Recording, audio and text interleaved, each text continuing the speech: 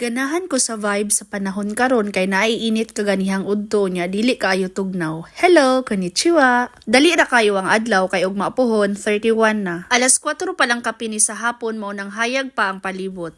Ganahan ko magbike-bike karon kay dili kaayo siya tugnaw unya nindot ang panahon. Diri na day ko ani gawas sa mall so ingon ani siya kadako unya second floor lang siya taman. Pero ang iyang area kay lapad kaayo. Pagsulod na ko sa mall kay daghan gyud og tao kay ang usual nga adlaw diri kay dili ingon ani. Halos tanang baligya karon diri sa mall kay mahal. Nakita na ko ning siopaw nga 4 ka buok ang iyang sulod unya tag 290 yen. Nagpalit ko og isa kay maubaya ni gipangala sa ako ang mama sa pagbuntis sa ako Nakabayad na ko ani unya naa na ko diri sa gawas kay ako ang giplastar nga ako ang gipalit sa ako ang bike. Pag mupauli na ko sa dorm kay maagian gyud na ko ang Pinoy store mo nang nihapit sa ako kadyot diri kay nananaw ko kung unsa ang mga baligya nila nga bag-ong abot. Kung mag-crave ka og Pinoy products tapos naa ka diri sa Japan kay halos kompleto na ang ilahang baligya diri. Naa sila'y kopiko diri, noodles tapos naapod sila mga lotion o mga pahumot, sabon nga gikan sa Pinas, naapod sila mga tumas, ketchup, unya, naapoy super sticks. Naapoy saging, Alaska nga condensed milk og fruit cocktail. Naa sila'y tuno sa lubi unya naapoy chicharon. Nakitaan po nako nga naa di sila'y bangus og tilapia diri sa ilahang freezer. Unya naapod sila'y mga sari-sari nga junk foods diri